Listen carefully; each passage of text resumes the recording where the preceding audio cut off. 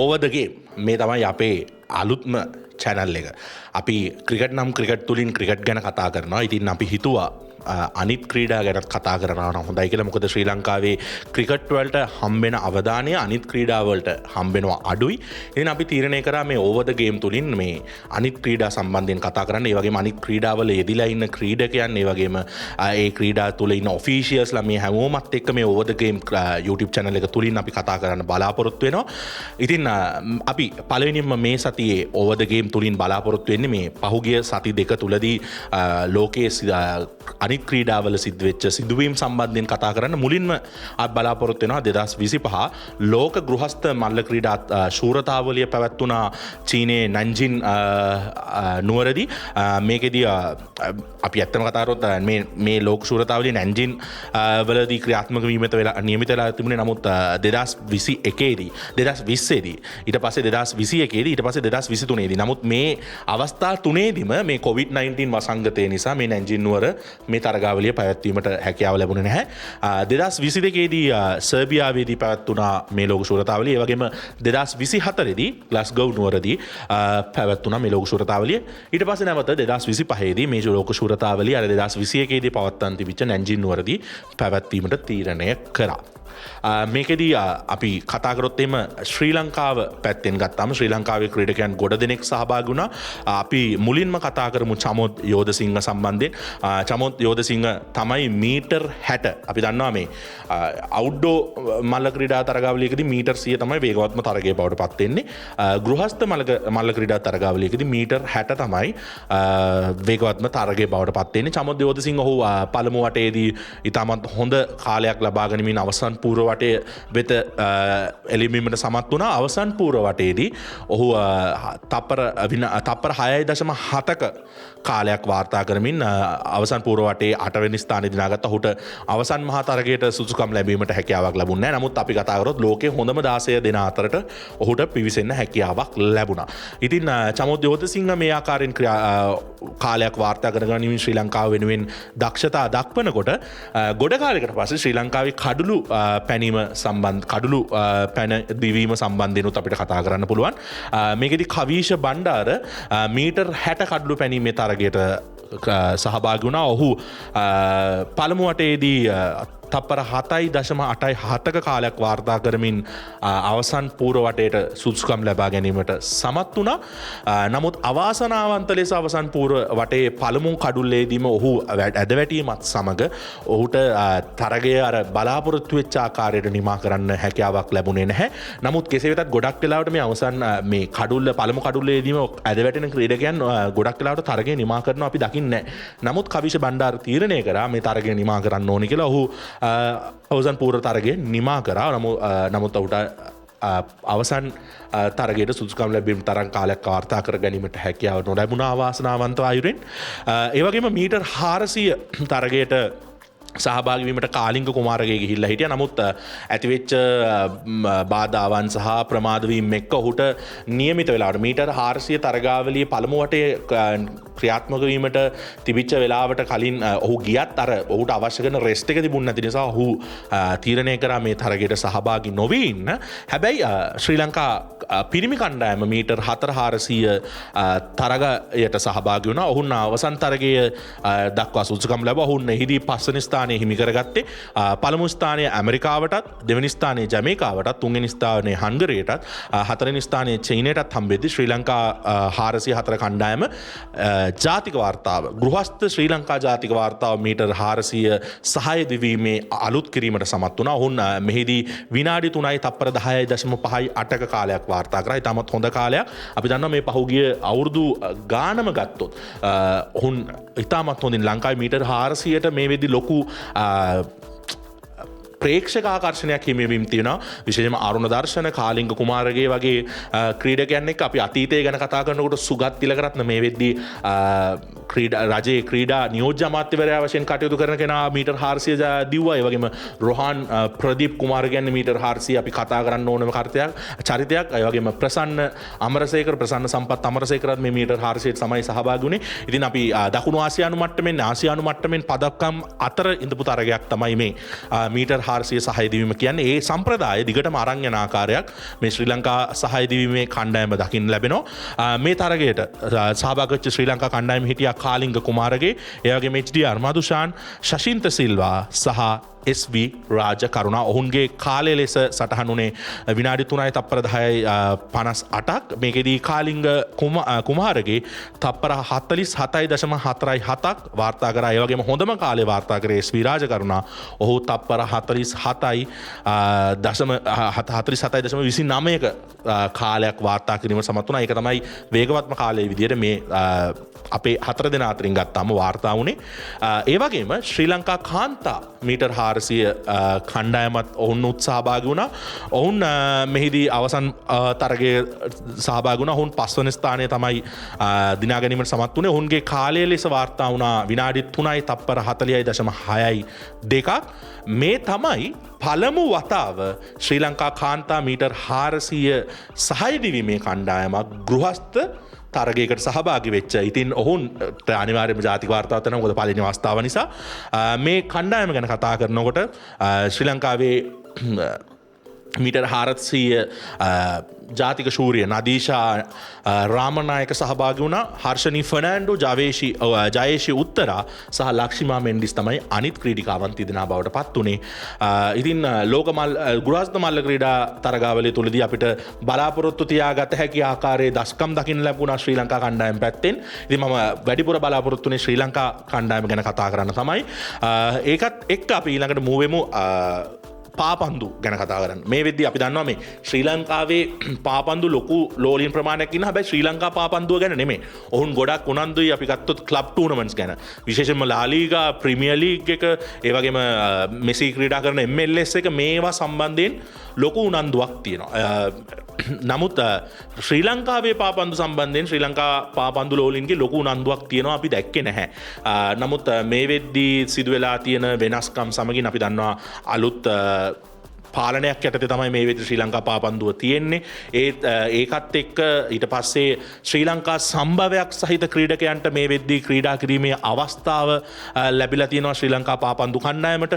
මේකත් එක්ක ශ්‍රී ලංකාව ඉන්ටර්නැෂනල් ෆ්‍රෙන්ඩ්ලි එකකට සහභාගී වුණා ලාओස් කණ්ඩායමත් එක්ක.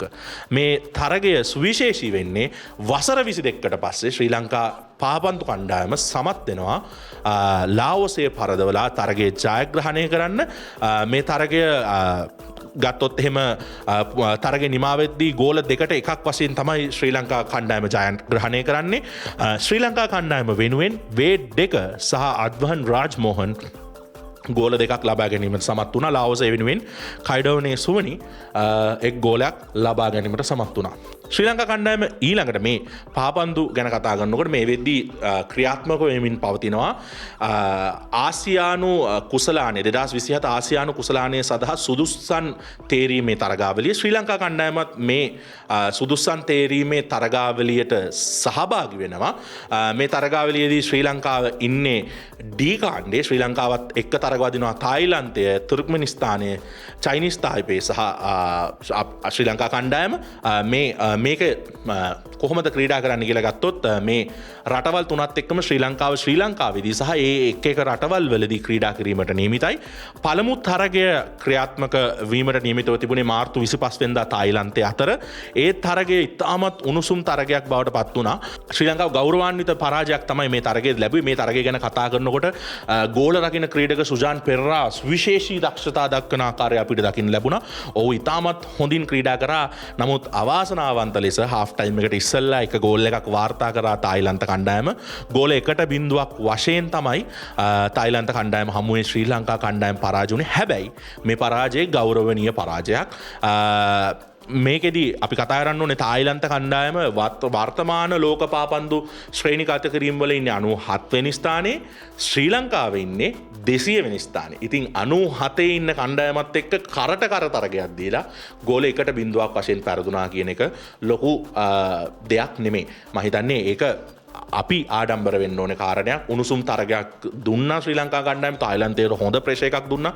මේ තරගයේ ක්‍රීඩා කරේ තායිලන්තයේදී තායිලන්ත ප්‍රේක්ෂකයන් 15000කට වැඩි ප්‍රමාණයක් මේ තරගයේ නරඹන්න වෙලා තිබුණා. ඒ ප්‍රේක්ෂක එක හැම එකම දරාගෙන ශ්‍රී ලංකා කණ්ඩායම මේ ආකාරයෙන් ක්‍රීඩා කිරීම සම්බන්ධයෙන් ඇත්තටම ක්‍රීඩා ලෝලියෙක් විදිහට මම සතුටු වෙනවා. ඉතින් මේ තරගාවලියේ මීළඟ තරගයේ ජූනි 10 වෙනිදා චයිනීස් තායිපේ කණ්ඩායම සමග ශ්‍රී ලංකාවේදී ක්‍රියාත්මක වීමට නියමිතයි. ඔක්තෝබර් 9 වෙනිදා තුර්ක්මනිස්තානයත් සමග ශ්‍රී ලංකාවේදී ක්‍රීඩා කරනවා ආයි ශ්‍රී ලංකා කණ්ඩායම. ඔක්තෝබර් 14 වෙනිදා තුර්ක්මනිස්තානයත් සමග තුර්ක්මනිස්තානයේදී ක්‍රීඩා කිරීමට නියමිතයි. නොවැම්බර් 18 වෙනිදා මේ අපි කලින් ක්‍රීඩා කරපු තායිලන්තයත් එක්ක ලංකාවේ පවත්වන අධීර පැවැත්වීමට නියමිතයි.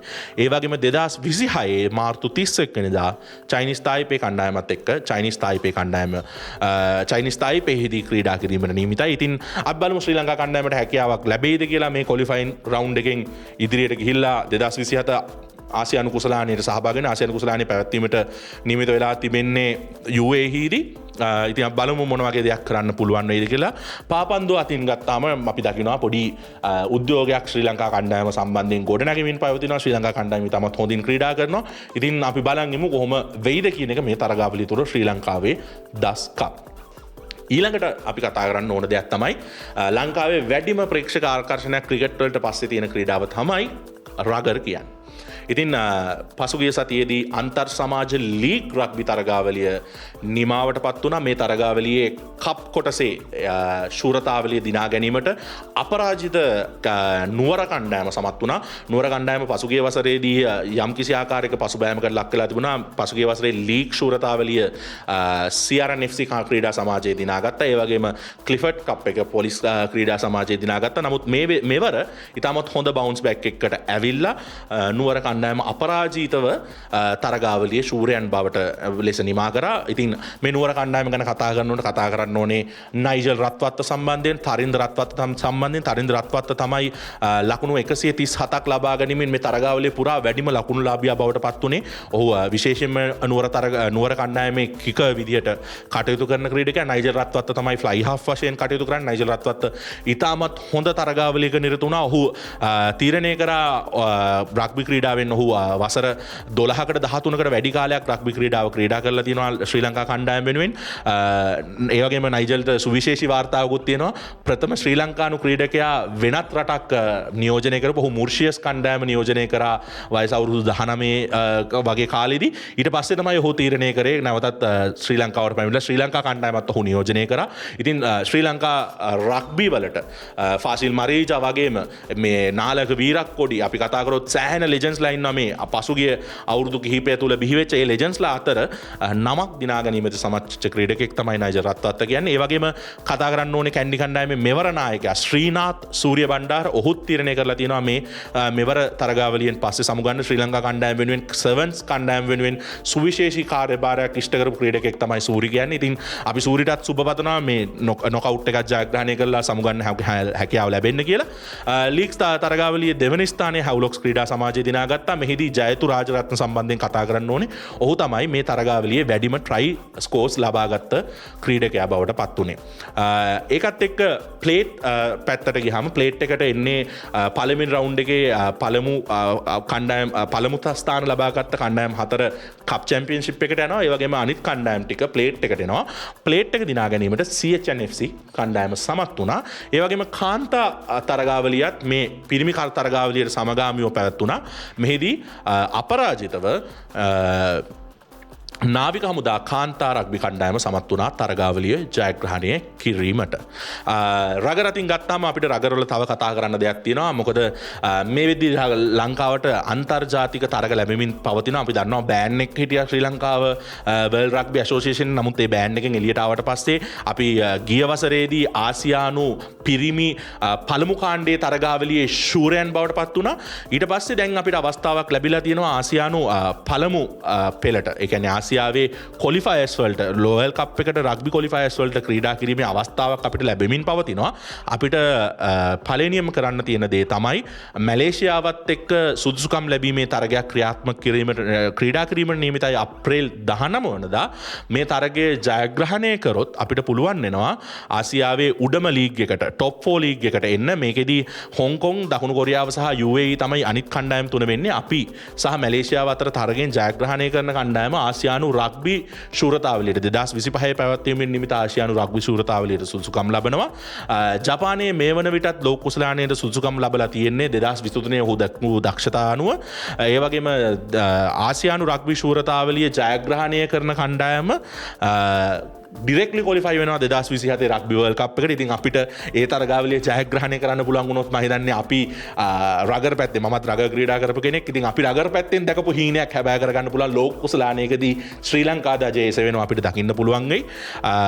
එහෙම රග්බි චැම්පියන්ෂිප් එක දිනා ගන්න බැරි වුණත් රනර්ස් අප් වුණොත් අපිට පුළුවන් ඒෂියා ඇෆ්‍රිකා ප්ලේ ඔෆ් එකක් තියෙනවා. ඒ කියන්නේ ආසියානු සහ අප්‍රිකානු කණ්ඩායම් සහභාගී වෙන ප්ලේ ඔෆ් එකක් තියෙනවා. මේ තරගාවලිය තුනොත් ලෝක කුසලානයට සුදුසුකම් ලැබීමේ අවස්ථාවක් ලබා ගැනීමේ හැකියාව තියෙනවා.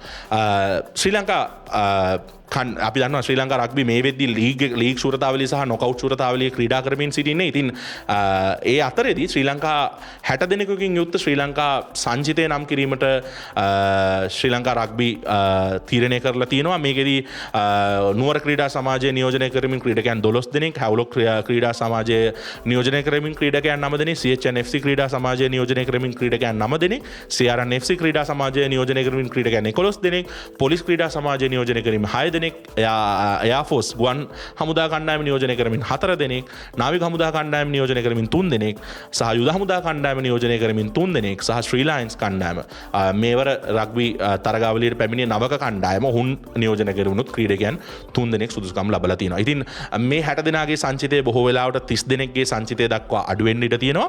ඒ වගේම තමයි මේ රග්බි කණ්ඩායමේ පුහුණු කිරීමේ වගකීම නැවතත් සනත් මාටිස් තමයි පසුගිය වසරේ ලීග් ශූරතාවලිය කණ්ඩායම් ලීග් ශූරතාවලියේදී පාසල් ලීග් ශූරතාවලිය දිනපු සහ නොකවුට් එකේ රනර්ස් අප් බවට පත්වෙච්ච ශාන්ත පීතර කණ්ඩායමේ පුහුණුකරුවා. ඒ වගේම ඔහු තමයි අපි ආසියානු පළමු කාණ්ඩයේ තරගාවලිය ක්‍රීඩා කරනකොට ශ්‍රී ලංකා කණ්ඩායමේ පුහුණුකරුවා වශයෙන් කටයුතු කරේ. ඉතින් ගොඩාක් අත්දැකීම් තියෙන විශේෂයෙන්ම ශ්‍රී ලංකා රගර් තුල නොමැකෙන නාමයක් ඔහු ක්‍රීඩකෙක් වශයෙන් පුහුණුකරුවෙක් වශයෙන් විශාල කාර්යභාරයක් ඉටු කරලා තියෙන සනත් මාටිස්ට බාර දීලා තියෙනවා මේ මැලේසියානු තරගාවලිය සඳහා මැලේසියානු තරගය සඳහා සූදානම් වීමේදී ශ්‍රී ලංකා කණ්ඩායමේ පුහුණුකාරීත්වය. ඒ වගේම මේ මැලේසියානු තරගෙන් පස්සේ නවසීලන්ත බර කිලෝ 85ට අඩු කණ්ඩායම ජාතික කණ්ඩායම පැමිණීමට නියමිතයි ශ්‍රී ලංකාවට. මෙහිදී තරග දෙකක් ක්‍රීඩා කරනවා මේ කණ්ඩායම ශ්‍රී ලංකා කණ්ඩායම ශ්‍රී ලංකා ජාතික කණ්ඩායම සමගින්. හැබැයි නවසීලන්ත ජාතික කණ්ඩායම නෙමෙයි බර කිලෝ 85ට අඩු ජාතික කණ්ඩායම තමයි එන්නේ. එතකොට මේ තරගය පළමු තරගයේ මැයි 4 නිත්‍යවලදී දෙවැනි තරගේ මැයි 10 වෙනිදා රේස් කෝස් ක්‍රීඩාංගණයේදී ක්‍රීඩා කිරීමට නියමිත වෙලා තියෙනවා. ඉතින් සනත් මාටිස් තමයි පුහුණුකරුවා වශයෙන් කටයුතු කරන්නේ. ෆෝවර්ඩ්ස් පුහුණුකරු වශයෙන් අපි දන්නවා ශ්‍රී ලංකාවේ බිහිවෙච්ච ඉතාමත් හොඳ ෆෝවර්ඩ් කෙනෙක්. ඒ වගේම රාජකීය පාසලක් වශයෙන් රාජකීය කණ්ඩායම නියෝජනය කරා. ඊට පස්සේ CRN FC සහ කැන්ඩි කණ්ඩායම නියෝජනය කරපු දුෂාන්ත ලෙව්කේ නම් කරලා තියෙනවා ෆෝවර්ඩ්ස් පුහුණුකරුවා වශයෙන්. ඒ වගේම විද්‍යාලය සහ ට්‍රිනිටි විද්‍යාලය නියෝජනය කර, ඒ වගේම නුවර ක්‍රීඩා සමාජය නියෝජනය කර ශ්‍රී ලංකාවේ ජාතික කණ්ඩායමේ දිගු කාලයක් හිටපු සාලිය කුමාරව බැක්ස් කෝච් විදියට මේ තරගාවලිය සඳහා නම් කරලා තියෙනවා. ඒ වගේම රොහාන් චින්තක මේ වෙනකොට CR කණ්ඩායමේ කළමනාකරු වශයෙන් කටයුතු කරන රොහාන් චින්තක තමයි කළමනාකරු වශයෙන් කටයුතු කරන්නේ. තාරක අල්ගම තමයි මේ කණ්ඩායමේ ට්‍රේනර් විදියට නම් කරලා තියෙන්නේ. ඉතින් හොඳ සපෝට් ස්ටාෆ් එකක් ශ්‍රී ලංකා කණ්ඩායමට ලබා දීලා තියෙනවා. ශූරතා දිනන්න දන්න ශූරතා දිනපු ක්‍රීඩකයෝ පුහුණුකරුවෝ මේ හැමෝම ඉන්නවා මේ ශ්‍රී ලංකා කණ්ඩායමට. ඉතින් අපි බලමු අපි ටයිට් ෂෙඩියුල් එකක ඉන්නේ ශ්‍රී ලංකා කණ්ඩායමට මොන වගේ දෙයක් කරන්න පුළුවන්ද කියලා වෙයිද කියලා මේ මැලේසියානු තරගයේදී. ඒ වගේම මේ වෙන විට ක්ලිෆර්ඩ් කුසලානයේ ක්‍රීඩා කරමින් පවතිනවා. පළමු තරගය නුවර ක්‍රීඩා සමාජය සහ ශ්‍රී ලයන්ස් ක්‍රීඩා සමාජය අතර තිබුණා. මේ මේ ක්ලිෆර්ඩ් ගැන කතා කරනවා මේක නොකවුට් ටූර්නමන්ට් එකක් මේකෙදී කප් චැම්පියන්ෂිප් එකේ ක්‍රීඩා කරපු කණ්ඩායම් 4 ඒ කියන්නේ පළමු රවුමේ පළවෙනි ස්ථාන දිනාගත් කණ්ඩායම් 4 අනිවාර්යයෙන්ම සුසුකම් ලබනවා ඒ වගේම තමයි ප්ලේට් තරගාවලියේ පිළිවෙලින් 1 2 3 4 ස්ථාන ලබාගත් කණ්ඩායම් 4 තමයි සුසුකම් ලබන්නේ මෙහිදී ලීග් කප් තරගාවලියේ කණ්ඩායම් සමග මේ ප්ලේට් තරගාවලි කණ්ඩායම් තමයි ක්‍රීඩා කරන්න නියමිත වෙලා තියෙන්නේ මේකෙදී පළමු තරගය කැන්ඩි ක්‍රීඩා සමාජය සහ ශ්‍රී ලයන්ස් ක්‍රීඩා සමාජය අතර ක්‍රියාත්මක වුණා. ඉතාමත් පහසු ජයග්‍රහණයක් කැන්ඩි ක්‍රීඩා සමාජයට ලබා ගැනීමට හැකියාව ලැබුණා. ඒ සමගින් ඔවුන් අවසන් 4 දෙනාගේ ස්ථානයක් වෙන් කර ගැනීමට සමත් වුණා. කැන්ඩි කණ්ඩායම ලකුණු 41ක් ලබා ගත්තා. ශ්‍රී ලයන්ස් කණ්ඩායමට හැකියාව ලැබුණේ ලකුණු 8ක් ලබා ගැනීමට පමණයි. කැන්ඩි කණ්ඩායම වෙනුවෙන් දිලුෂ්ක ගේ උත්සාහක දිනුම් දෙකක් ගායන් පෙරේරා එක් උත්සාහක දිනුමක් වජිත් ෆවුමි එක් උත්සාහක දිනුමක් ෂාහිද් සුම්රි සහ එක් උත්සාහක දිනුමක් සහ තරින්ද රත්වත් උත්සාහක දිනුම් දෙකක් ලබා ගැනීමට සමත් වුණා. ශ්‍රී ලයන්ස් කණ්ඩායම වෙනුවෙන් ප්‍රසාද් මදුසංක එක් උත්සාහක දිනුමක් සහ කෙවින් ඩික්සන් දඩුවම් පහරක් සාර්ථක කර ගැනීමට සමත් වුණා. ලකුණු 41යි ලකුණු 8යි මේ තරගය කැන්ඩි කණ්ඩායම සුසුකම් ලැබුවා. ඊට පස්සේ CH කණ්ඩායම දැන් එයාෆෝස් කණ්ඩායම තමයි මේ ලීග් ශූරතාවලි ලීග් එකේ පළමු වටේදී 4 වෙනි ස්ථානයේ දිනාගත්තේ. CH එකට හැකියාව ලැබුණේ 5 වෙනි ස්ථානයේ දිනාගන්න. ඒකත් එක්ක එයාෆෝස් එක කප් ටූර්නමන්ට් එකට සිලෙක්ට් වුණා. ඒගොල්ලෝ කප් ටූර්නමන්ට් එකේ 4 වෙනි ස්ථානයේ නිමා කරේ. CH කණ්ඩායම ප්ලේට් එක දිනාගත්තා. ඉතින් බොහෝ දෙනෙක් හිතුවා එයාෆෝස් කණ්ඩායමට පුළුවන් වෙයි කියලා. CH කණ්ඩායම පරාද කරලා අවසන් පූර්ව වටේට සුසුකම් ලැබලා අවසන් 4 දෙනා අතර ස්ථානයක් වෙන් කරගන්න. හැබැයි මොකද වුනේ? එයාෆෝස් කණ්ඩායම පරාජය කරමින් CH and FC කණ්ඩායම සමත් වුණා. අර්ධ අවසන් පූර්ව වටේ ජයග්‍රහණය කරලා අවසන් පූර්ව වටේ ස්ථානයක් වෙන් කරගන්න. මේකෙදී ලකුණු 22ට ලකුණු 10ක් වශයෙන් තමයි CH කණ්ඩායම ජයග්‍රහණය කරේ. CH කණ්ඩායම වෙනුවෙන් චරිත් සිල්වා සහ චරිත් සිල්වා උත්සාහක දිනුම් දෙකක් සහ පුලස්ති දසනායක එක උත්සාහක දිනුමක් ලබා ගැනීමට සමත් වුණා. ජනිත් චන්දිමාල් දඩුවන් පහරක් සාර්ථක කර ගැනීමට සමත් වුණා. ගුවන් හමුදා කණ්ඩායම ලකුණු 10ක් ලබා ගත්තා. මේකෙදී පසිදු පෙරේරා එක් උත්සාහක දිනුමක් ලබා ගත්තා. ඒ වගේම ඔහු දඩුවම් පහරක් සාර්ථක කර ගැනීමට සමත් වුණා. එතක සිකුරාදා දිනේදී CRNFC සහ පොලිස් ක්‍රීඩා සමාජය සමග තරගයක් ක්‍රියාත්මක වීමට නියමිතයි. ඒ වගේම සෙනසුරාදා දිනේදී හැව්ලොක් ක්‍රීඩා සමාජය සහ ආමි ක්‍රීඩා සමාජය අතර අනිත් අර්ධ අවසන් පූර්ව තරගය ක්‍රියාත්මක වීමට නියමිතයි. මේ තරග දෙකේ විස්තරත් අපි ඊළඟ එපිසෝඩ් එකේදී ගේන්න බලාපොරොත්තු වෙනවා. ඒ වගේම සෙමි ෆයිනල්ස් ගැනත් අපි පොඩ්ඩක් කතා කරන්න බලාපොරොත්තු වෙනවා. ඉතින් ඕවර් ද ගේම් මේ channel එක තුලදී අපි බලාපොරොත්තු වෙන්නේ ක්‍රීඩාවේ දැන් ක්‍රිකට් ඇරුණාම අනිත් ක්‍රීඩා ගැන කතා කරන්න. ඒ වගේ නියරිලා ඉන්න ක්‍රීඩකයන් සහ ඔෆිෂියල්ස්ලා ගැන කතා කරන්න. ඉතින් අපි ඉල්ලා සිටිනවා ඕගොල්ලන්ට සම්බන්ධ වෙන්න කියලා. ඒ වගේම අපි සූදානම් වෙනවා මේ ෆුට්බෝල් පිස්සොන්ට අපේ මේ ඕවර් ද ගේම් හරහා ෆුට්බෝල් පොඩ්කාස්ට් එකක් අරන් එන්න. අපි ඒක තුලදී ප්‍රීමියර් ලීග් එක, ලා ලීගා එක, MLS එක, ජාත්‍යන්තරව පැවැත්වෙන තරගාවලි, ක්ලබ් තරගාවලි මේ සියලුම තරගාවලි ගැන කතා කරන්න බලාපොරොත්තු වෙනවා.